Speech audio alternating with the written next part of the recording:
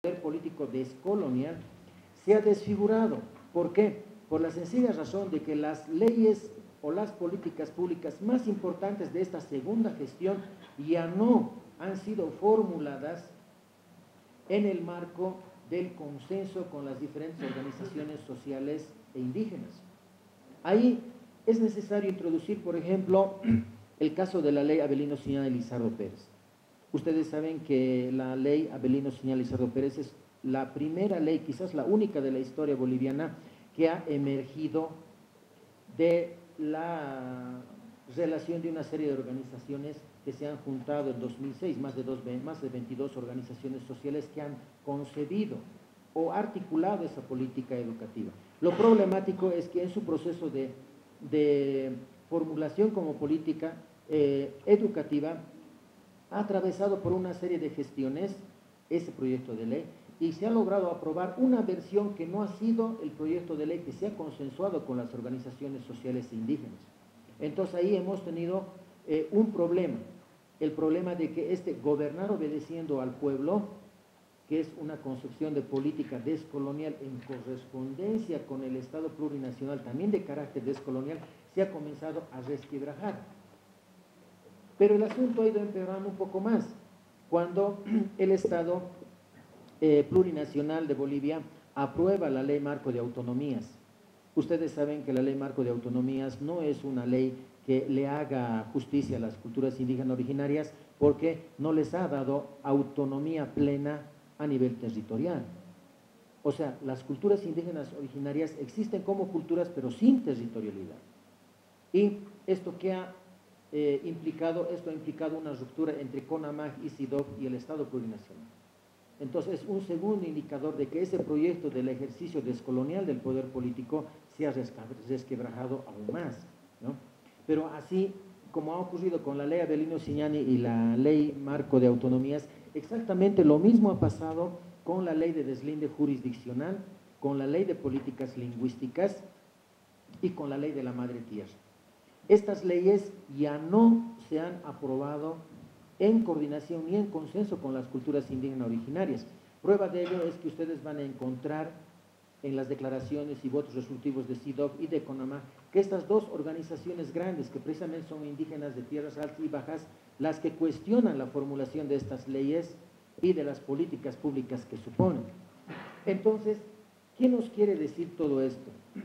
Esto nos quiere decir que si por una parte nosotros hemos comenzado, como quien dice, con pie derecho este proceso de cambio, dando lugar a una concepción descolonial de Estado, solamente por el hecho de ser plurinacional, contrapuestamente al Estado republicano que era monocultural, en el paulatino desenvolvimiento de la institucionalidad del Estado plurinacional es donde hemos fallado. El Estado plurinacional ha comenzado configurando una concepción también descolonial de política, del ejercicio del poder político, pero ya en la misma formulación de las políticas públicas, ese gobernar obedeciendo al pueblo ya no ha sido posible. Y entonces ahí ustedes van a recordar que tenemos acontecimientos como la octava marcha de los indígenas de tierras bajas, el TIGNIS y la segunda, que han terminado por, digamos, socavar, no, por desmantelar, mejor dicho, esa concepción de política que se había propuesto para el despliegue del Estado plurinacional. Eso ha sido marcadamente terrible para este proceso de cambio. Ahora, el segundo aspecto que es necesario tomar en cuenta es el siguiente.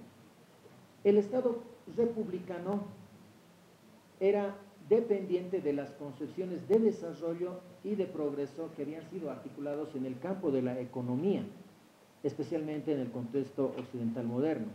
Hay una serie de autores de los cuales, por ejemplo, el gobierno del MNR ha sido directamente dependiente, ¿no? Autores como Friedrich Hayek, Amartya Sen, ahí también está el consenso de Washington, de las políticas neoliberales, ¿no?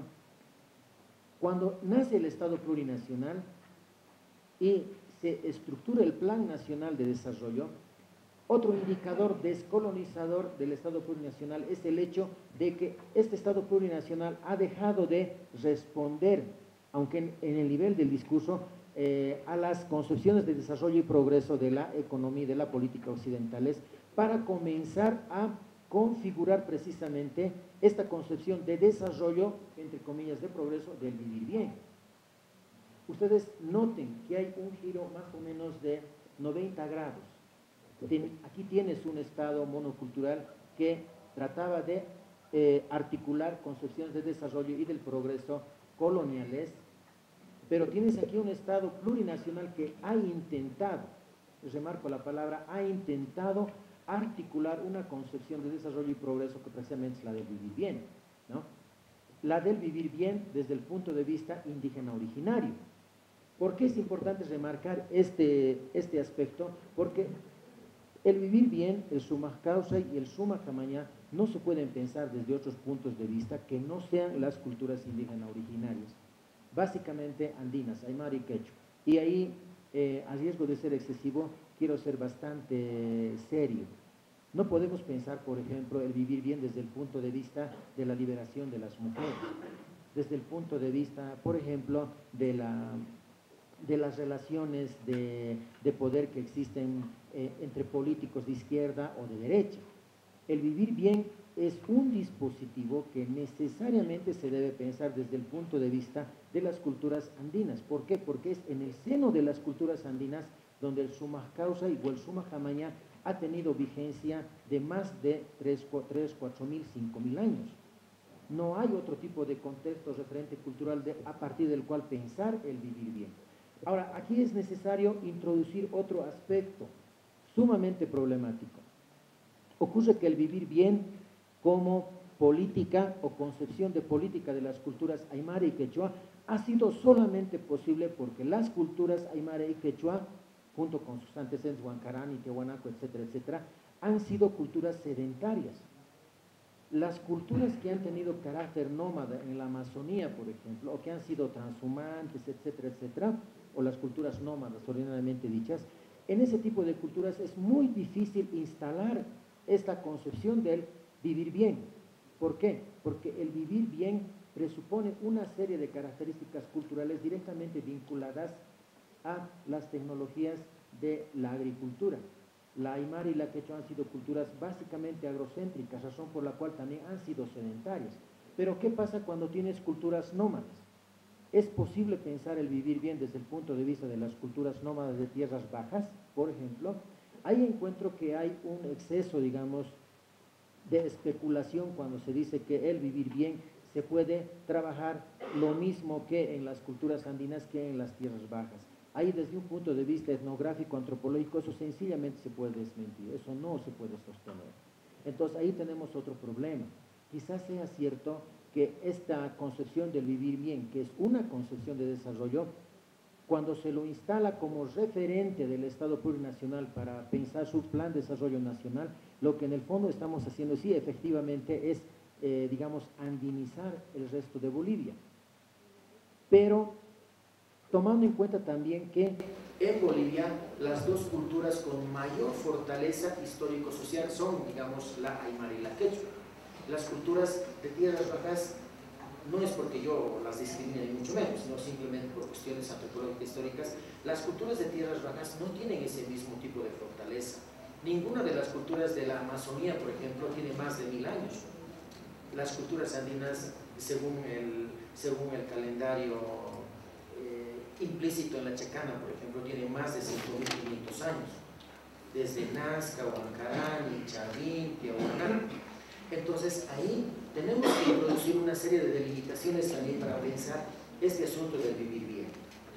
Ahora, cuando el Estado plurinacional asume el vivir bien como principal referente para articular una concepción de desarrollo y de progreso alternativa a la concepción de desarrollo y de progreso del mundo occidental, lo hace básicamente tomando en cuenta lo siguiente, y esto me parece que es algo que no se ha tomado en cuenta en el foro, que tanto a nivel planetario, o mejor dicho, tanto a nivel natural como a nivel cultural, diferentes estudios han llegado a la conclusión bastante rotunda de que la concepción de desarrollo del mundo occidental moderno, que directamente nos remite al capitalismo, es una concepción de desarrollo y de progreso que nos está llevando a la muerte. Está poniendo en riesgo la vida misma del planeta y ya no solamente la vida misma de la especie humana. Entonces es con respecto a ese hecho que nosotros tenemos que comprender que el paradigma del vivir bien, porque sí es un paradigma desde el punto de vista indígena, constituye una concepción de desarrollo y progreso totalmente alternativa a esa concepción de desarrollo o progreso que ha producido el calentamiento global. ¿Por qué? Porque la concepción del vivir bien en comunidad presupone que el desarrollo y el progreso no se pueden dar al margen de los derechos de lo que nosotros conocemos como madre tierra, sino que se deben dar en, comillas, en armonía o comprendiendo la inclusión de los derechos de la madre tierra comprendida como parte de los sujetos de una comunidad. Esa es la diferencia que yo pienso que es más importante para poder discriminar el vivir bien de las otras concepciones de desarrollo. Y hasta ahora, a nivel mundial, solamente existen, otras dos concepciones alternativas de desarrollo o de progreso que pueden ser iguales o mejores que la de vivir bien. Una es el paradigma del desarrollo del progreso, que tiene origen en la filosofía de un ñatito que se llama Peter Singer, el filósofo que ha planteado el debate de la liberación animal. Esa es una propuesta, y la otra propuesta es de Franz Hinkelhammer, hacia una economía para la vida. Franz Hinkelhammer está pensando en una concepción de desarrollo, ¿no?, que sea más humanista, y más humanista en el entendido en que la concepción de desarrollo del capitalismo no lo ha sido, por la sencilla razón de que es una concepción de desarrollo y progreso que ha producido durante los últimos siglos la mayor cantidad de pobres y de muertes. En uno de sus últimos libros, este famoso economista Joseph Stiglitz, este es su libro que se llama El precio de la desigualdad, que está publicado precisamente con fecha de este año, él llega a la conclusión de que del 100% de riqueza que tenemos en el planeta, el 1% de la población vive con el 99% de la riqueza y el resto se lo reparten entre todos los pueblos. Eso es efecto de la concepción de desarrollo del capitalismo. Frente a eso es que existen otras concepciones alternativas de desarrollo que precisamente tienen que ver con la liberación animal, la economía para la vida o el vivir bien. La diferencia que existe entre el vivir bien y las otras propuestas de desarrollo o de progreso es que la concepción de desarrollo de vivir bien es de carácter cosmocéntrico. Las otras propuestas que ustedes van a encontrar en internet, en una serie de bibliografías, no tienen carácter cosmocéntrico, son de carácter básicamente antropocéntrico. Cosmocéntrico quiere decir que estamos frente a una concepción de desarrollo que incluye a la naturaleza como sujeto de derechos. Pero, por ejemplo, la propuesta más elaborada de Franz Hinkelhammer incluye una alternativa a las concepciones de desarrollo del mundo capitalista, pero sigue siendo antropocéntrica, no ha logrado ser cosmocéntrica. Ese es el valor del vivir bien, o sea, del summa causa y su concepción de desarrollo de progreso. El Estado plurinacional, en alguna medida, ha intentado formular una serie de políticas públicas desde el punto de vista de esta concepción de desarrollo, que es la del vivir bien. Pero lo lamentable es que, avanzando un poquito más con nuestra exposición, hemos venido siendo testigos de un problema. Si por una parte el Estado plurinacional ha logrado tener algún nivel de realización a nivel institucional, en lo que se ha fallado es en el ejercicio del poder político. ¿Por qué? El Estado plurinacional debió haber dado lugar a un ejercicio del poder político también descolonial, o sea, de arriba hacia abajo. Pero el problema es que el Estado plurinacional ha seguido dando lugar a un ejercicio del poder de arriba hacia abajo. Es el primer problema. El segundo, cuando se han formulado las principales políticas públicas, en el caso específico de la educación, nosotros encontramos un terrible desencuentro entre, por ejemplo, la ley Avelino Signani y la ley de la madre tierra. Hay un desencuentro terriblemente fatal. Antes se trataba de explotar a la madre tierra en el marco de capitalismo extractivo, por ejemplo. Ahora simplemente se trata de explotar a la madre tierra en armonía con ella. No encuentro, digamos, cuál es la diferencia, ¿no? Otra, digamos, fisura que existe entre la política educativa y las otras leyes es la ley de deslinde jurisdiccional. La ley de deslinde jurisdiccional, la diferencia entre justicia ordinaria y justicia comunitaria, tampoco tiene mayor relación con la Avelino Siñán y Lizardo Pérez. Otro problema, la ley de políticas lingüísticas que se ha aprobado recientemente tampoco tiene ninguna relación con la ley Avelino Siñán y Lizardo Pérez ni con las otras leyes. ¿Por qué? Porque esa ley de políticas lingüísticas debería haber articulado la enseñanza y aprendizaje de las lenguas a la territorialidad de las culturas indígenas originarias. Pero la ley de políticas lingüísticas se ha emitido simplemente como una política lingüística totalmente desterritorializada. O sea, es una política lingüística que no acepta que debe haber una relación entre lenguas indígenas y territorialidad indígena. Pero la ley Avelino Siñán y Lizardo Pérez al parecer va por otro camino. Entonces hay una falta de correspondencia entre las políticas públicas. Ahora, lo último es que cuando llegamos a constatar que nosotros hemos vivido este tipo de proceso, por lo menos en los últimos 2 o 3 años, lo que encontramos es lo siguiente. Hemos tenido un proceso de formulación de políticas públicas que no ha estado a la altura del Estado plurinacional, que es nuestro primer indicador de descolonización que hemos tenido en el país. Pero el otro problema que hemos tenido es que las políticas públicas tampoco han podido estar a la altura de la constitución política del Estado. O sea, son políticas públicas que no son, digamos, en estricto sentido, en el más estricto sentido, constitucionales. O sea, pareciera ser que en estos años de proceso de cambio, los dos únicos indicadores de descolonización que hemos tenido son dos. Por una parte, el hecho de que hemos cambiado de identidad estatal, del Estado monocultural al Estado plurinacional, que sería el primer indicador de descolonización. El segundo indicador de descolonización es el hecho de que este Estado plurinacional ha intentado articular una nueva concepción de ejercicio del poder político, pero en la formulación de políticas públicas ha fallado rotundamente por el mismo hecho de que ahora todo el pacto de unidad se encuentra enfrentado y dos grandes organizaciones indígenas se encuentran divorciadas del aparato estatal. Lo lamentable de todo esto es que estos dos indicadores de descolonización son meramente formales. No hemos llegado a realizar la descolonización a nivel fáctico e histórico-social. Tomando en cuenta que me están diciendo que ya es tiempo, entonces voy a dejar mi exposición en esta parte.